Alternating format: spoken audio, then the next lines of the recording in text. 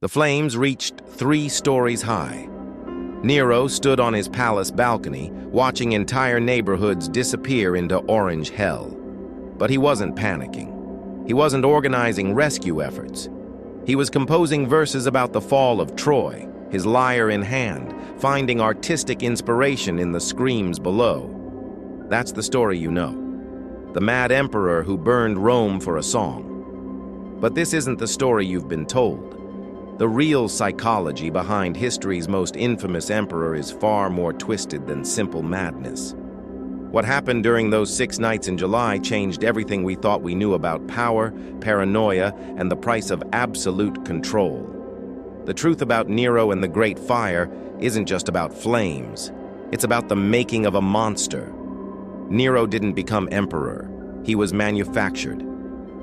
At 16 years old, Lucius Domitius Ahenobarbus was nothing more than raw material in his mother's hands. Agrippina the Younger had one obsession: power. And she would carve it from the flesh of anyone who stood in her way. First, she seduced her uncle, Emperor Claudius, married him, convinced him to adopt her son and name him heir over his own biological child, Britannicus. The boy who would become Nero was suddenly one step from the throne. But Agrippina wasn't finished. She poisoned Claudius with mushrooms laced with deadly toxins.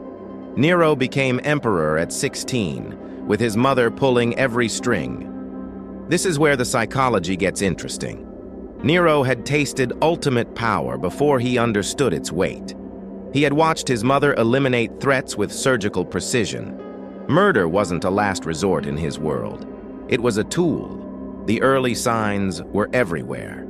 Nero craved public adulation like other men craved air. He performed on stage, something considered beneath an emperor's dignity. He built massive theaters and forced senators to watch him sing. The applause wasn't enough. He needed worship. When Britannicus, his adoptive brother, showed signs of challenging his legitimacy, Nero solved the problem at a dinner party. 1 poisoned cup. Britannicus collapsed, convulsing on the marble floor while guests pretended nothing was happening. Nero continued eating. His mother had created a monster, but monsters eventually turn on their creators. Agrippina tried to control her creation. She reminded him who put him on the throne. She threatened to support other claimants. This was her fatal mistake. You don't threaten someone who has learned that murder solves problems. Nero's first attempt was theatrical. He rigged her bedroom ceiling to collapse and crush her while she slept. She survived. He tried drowning her in a collapsible boat. She swam to shore. Finally, he abandoned subtlety and sent soldiers to stab her to death. According to Tacitus, Agrippina's last words were defiant. "Strike my womb, for it bore Nero." But killing his mother broke something in Nero's mind. The woman who taught him that power came through elimination was gone. Now he was alone with absolute authority and a growing paranoia that everyone wanted him dead. He began seeing threats everywhere. Senators whispered too quietly. Generals gathered too many supporters. His own wife, Octavia, represented a connection to the old Imperial family. So he had her executed too, replacing her with his mistress, Poppaea. The pattern was set. Nero had learned that problems could be solved with violence, that public spectacle could distract from private horror, and that being feared was safer than being loved. By 64 AD, he had ruled for 10 years. Rome was prosperous, but the emperor was increasingly isolated. He performed in public theaters while his Praetorian Guard watched for assassins in the crowd. He built massive monuments to himself while plotting against imaginary conspirators. This was the man standing on his balcony when Rome began to burn. Not a simple madman, but a carefully crafted killer whose mother had taught him that power meant the right to destroy anyone who threatened it. The fire would test everything Agrippina had built. July 19th, 64 AD, the Circus Maximus erupted in flames just after midnight. But Nero wasn't there to see it. He was 35 miles away in Antium, his seaside villa, completely unaware that his capital was about to become hell on earth. The fire started in the shops beneath the circus seating. Wooden stalls packed with oil, fabric, and other flammable goods became an inferno within minutes. The flames leaped across the narrow streets, devouring everything in their path.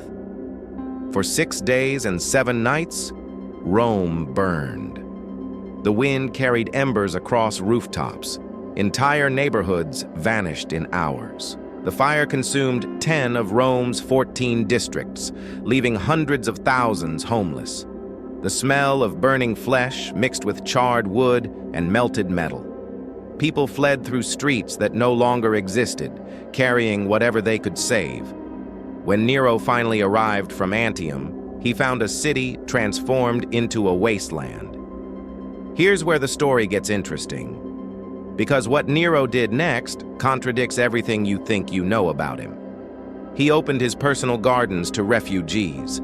Thousands of homeless Romans camped on his private grounds. He organized massive relief efforts, bringing grain from Egypt to feed the displaced. He subsidized emergency housing and medical care from his own treasury. According to Tacitus, Nero worked tirelessly to help his people. He didn't fiddle while Rome burned. He couldn't have. The fiddle wouldn't be invented for another 1,000 years.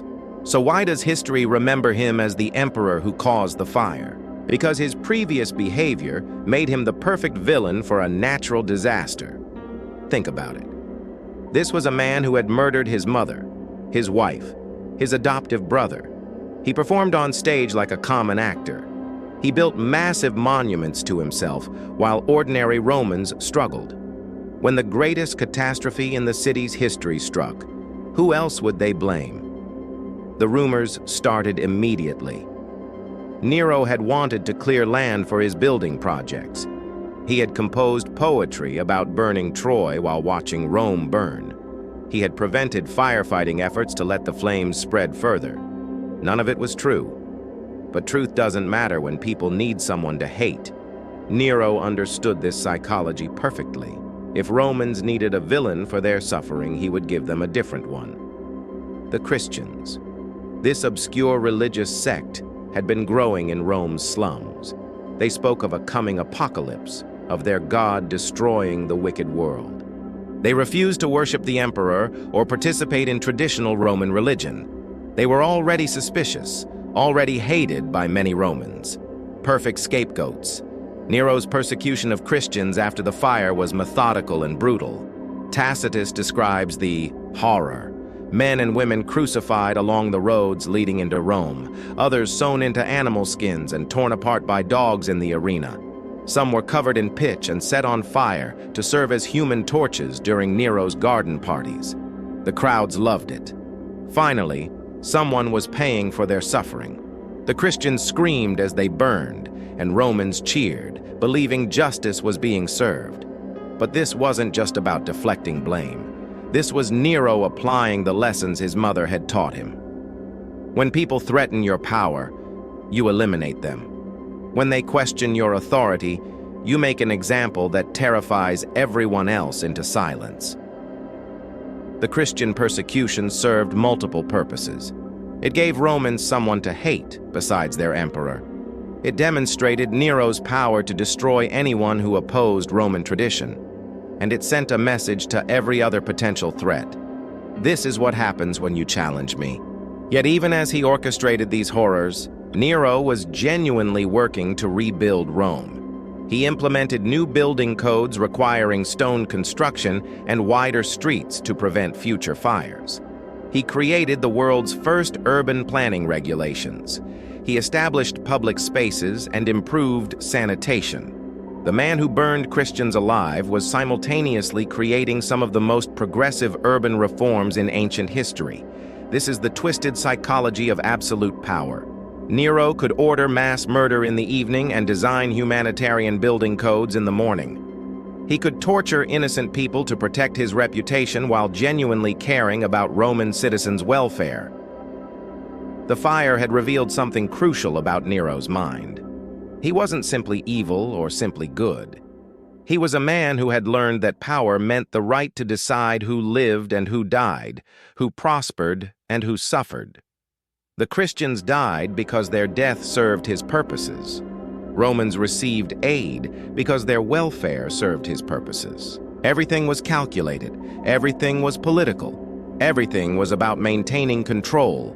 But the fire had also planted the seeds of his destruction. The massive rebuilding costs would bankrupt the treasury. The new taxes needed to fund reconstruction would turn the wealthy against him. And the cleared land in the city center would become the foundation for his greatest monument to himself. A monument so obscene, so megalomaniacal, that it would finally convince Romans their emperor had truly lost his mind. The Domus Aurea rose from Rome's ashes like a golden cancer. Where entire neighborhoods once stood, where families had lived for generations before the fire consumed everything, Nero built his masterpiece. 300 rooms, artificial lakes, gardens that stretched across multiple hills. And at the center, a bronze statue of himself, 120 feet tall, dominating the skyline. This wasn't just a palace. This was a statement written in marble and gold across the heart of Rome. I am more important than all of you combined. The scale was incomprehensible. The complex covered roughly 300 acres of prime Roman real estate. To put that in perspective, it was larger than Vatican City. Nero had taken land where thousands of Romans once lived and turned it into his personal playground. The rooms were decorated with precious stones, ivory, and gold leaf so thick it could be scraped off with fingernails. The dining rooms had rotating ceilings that showered guests with flower petals and perfume. One room featured a dome that moved like the heavens, showing the constellations in real time. The artificial lake was large enough for naval battles. Nero would stage mock sea fights while reclining on silk cushions, watching men die for his entertainment in waters that covered what used to be Roman homes. But the true obscenity was the financing. Rome was broke. The fire had cost a fortune to clean up. The relief efforts had drained the treasury. Rebuilding the city's infrastructure had consumed years of tax revenue. And now, Nero wanted to build the most expensive palace in human history. He debased the currency, reducing the silver content in coins to stretch the imperial budget. Inflation exploded. The price of bread doubled, then tripled. Ordinary Romans who had survived the fire now watched their savings become worthless. He imposed crushing new taxes on the provinces. Egypt, Gaul, and Britain were squeezed until their economies buckled. Provincial governors were replaced with Nero's cronies, men whose only qualification was their willingness to extract maximum wealth from conquered peoples. He confiscated private property on trumped-up charges. Wealthy Romans found themselves accused of treason, their estates seized to fund another golden ceiling or marble fountain. The message was clear. Everything you own exists at my pleasure. The irony was brutal. Nero's urban planning reforms after the fire were genuinely progressive. Wider streets, stone construction requirements, improved sanitation systems. He was creating a safer, more livable city for ordinary Romans, but they couldn't afford to live in it anymore. The wealthy began plotting. Senators whispered in private about the emperor who had bankrupted the empire for a house. Military commanders calculated how much loyalty they could afford when their soldiers weren't being paid. Provincial governors wondered if rebellion might be more profitable than obedience. In 65 AD, the Pisonian conspiracy nearly succeeded. Dozens of senators, knights, and military officers planned to assassinate Nero during a chariot race and install a new emperor. The plot was discovered at the last moment. The executions that followed filled the prisons and enriched the executioners. But more conspiracies followed, in Gaul, in Spain, in Africa. The empire was breaking apart under the weight of one man's megalomaniacal vision. By 68 AD, even the Praetorian Guard had turned against him. These were the soldiers whose only job was protecting the emperor's life. When they declared for his rival, Galba, Nero knew his reign was finished. He fled Rome with a handful of loyal servants. As rebel armies closed in, he finally understood what his mother had created.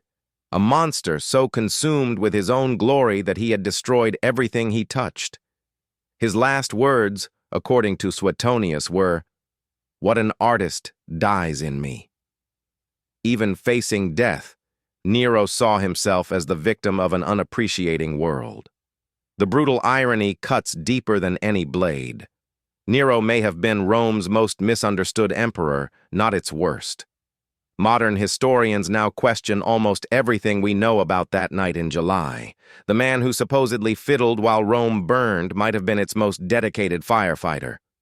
Subscribe to uncover more lies history's winners told about the losers.